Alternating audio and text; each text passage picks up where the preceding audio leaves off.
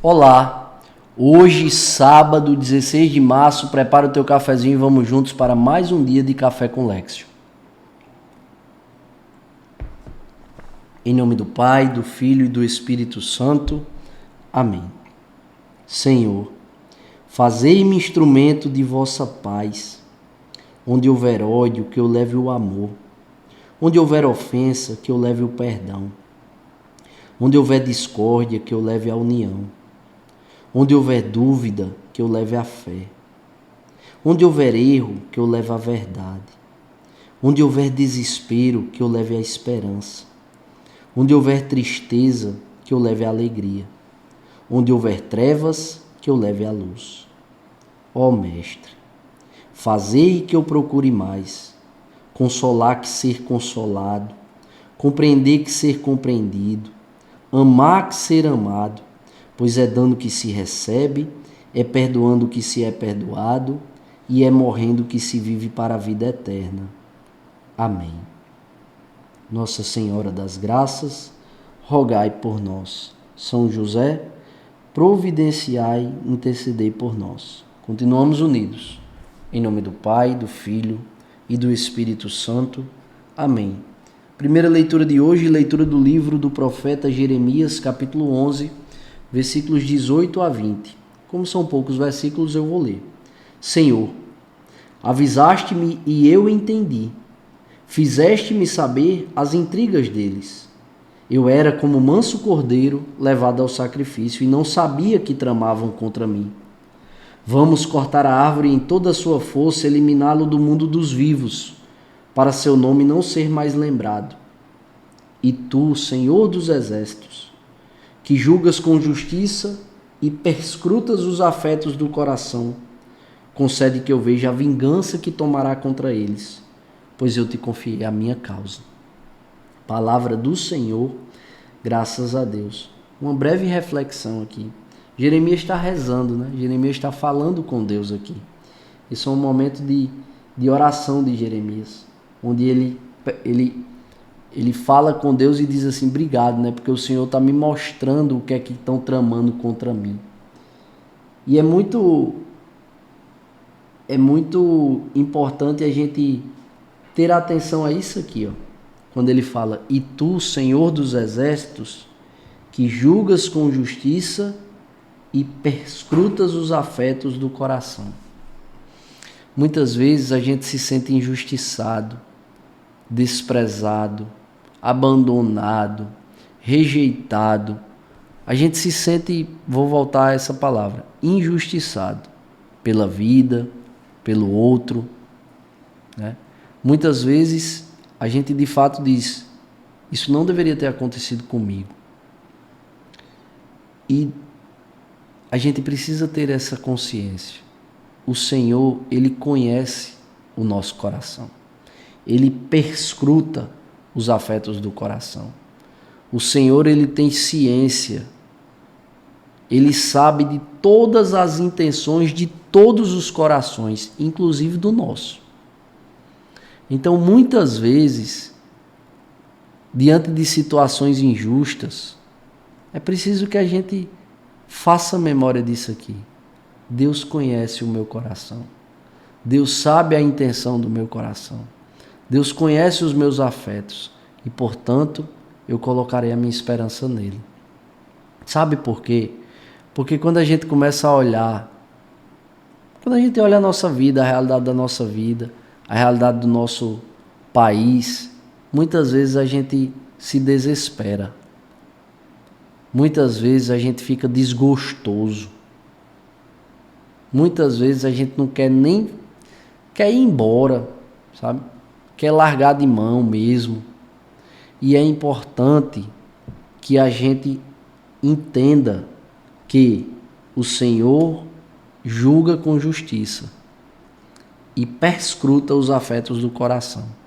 Ou seja, façamos a nossa parte. Diante das grandes injustiças que dizem respeito às macro situações, como, por exemplo, as situações que a gente vê aí no país, no estado, no município, enfim. Mas também no que toca às pequenas injustiças que fazem parte do nosso dia a dia e nos afetam diretamente. Seja no nosso ambiente familiar, seja no nosso ambiente profissional, seja no ambiente dos nossos amigos, do convívio mais próximo a cada um de nós. Você sabe as situações que você passa que às vezes você se sente desgostoso da vida, né? Assim como Jeremias estava. Mas aqui, façamos memória disso aqui. O Senhor, o nosso Deus, Ele julga com justiça. E Ele perscruta os afetos do coração. Então, nos ocupemos de fazer a nossa parte. Porque a recompensa que Deus reserva para o outro já está guardada. Sabe aquilo que a gente diz? O que é dele está guardado. E o que é nosso também. Então, precisamos cuidar dos nossos afetos. Precisamos cuidar do nosso coração. Precisamos cuidar das nossas intenções. Para que não sejamos ímpios. Para que não sejamos injustos. Para que não nos tornemos essas pessoas de que fala Jeremias. Para que pratiquemos o bem. Para que sejamos generosos. Para que tenhamos retas intenções no nosso coração.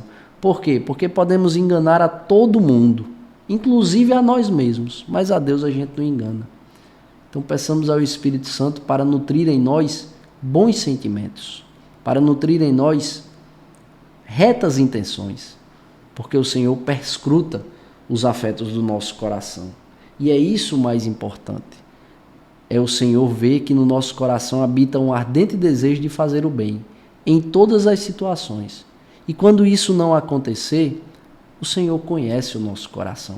Mais que isso, quando tivemos os desgostos e os dissabores inerentes que são próprios da nossa vida, lembremos disso. O que é meu está guardado, e o que é do outro também. A Deus cabe o justo juízo, não a mim. Eu sigo, você segue, nós seguiremos fazendo a nossa parte. Isso é o mais importante. O evangelho de hoje, João capítulo 7, versículos de 40 a 53. Continua o diálogo de Jesus com os judeus. Este é verdadeiramente o profeta. Ele é o Messias. Outros faziam um contraponto. Porventura o Messias virá da Galileia? Não diz a Escritura que o Messias será da descendência de Davi? E Jesus era da descendência de Davi por causa de José, o seu pai. José é descendente direto de Davi. Jesus era da descendência de Davi. Não diz a Escritura que o Messias será da descendência de Davi e virá de Belém? E Jesus nasceu aonde? Em Belém. E sabe o que significa Belém? Casa do pão. Ou seja, desde o seu nascimento, Jesus já apontava para a Eucaristia. O Verbo se fez carne e a carne se fez pão, para alimentar a mim e a você. Mas isso é um escândalo para os corações endurecidos, céticos, incapazes de acreditar na palavra de Jesus, né? E assim houve divisão no meio do povo por causa de Jesus. O versículo 43 é muito importante. Assim houve divisão no meio do povo por causa de Jesus. Por quê? Porque nos tempos atuais, né, algumas ideologias querem transformar Jesus naquele personagem que ele não é. Jesus é Deus. E a sua palavra, de fato, gera divisão. Por quê? Porque aos que querem aderir a Jesus e seguir a Jesus, e aos que não querem e não vão querem seguir a si mesmo. Naturalmente vai haver uma divisão. Foi assim em sua época, é assim nos dias de hoje, nos dias atuais. Então, não percamos de vista isso. Sempre vai haver alguém fazendo contraponto e sempre vai haver essa divisão natural dos que querem seguir a Jesus e dos que não querem seguir a Jesus, né? É importante a gente ter sempre essa consciência. No fim do diálogo, né, Nicodemos ele faz uma indagação a quem quer prender Jesus e matar Jesus. Será que a nossa lei julga alguém antes de o ouvir e saber o que ele fez? Naquele momento de insatisfação ali, Nicodemos faz essa provocação. Uma provocação que também pode servir para nós enquanto Lexio Divina, para mim e para você. Em muitas situações da nossa vida, a gente perde a mão porque a gente fala muito e escuta pouco. Peçamos ao Espírito Santo a graça de aprender a cada vez mais escutar melhor. Quando alguém estiver falando com você sobre alguma situação, não já vá pensando na resposta não. Escute a frase toda. Escute primeiro o que ela tem a dizer. Respire e depois pense numa resposta. É muito importante a gente fazer esse exercício. Por quê? Porque os nossos juízos de valores, os nossos juízos vão melhorando, né? Muitas vezes, quando a gente responde apressadamente, a gente lança um juízo de valor equivocado.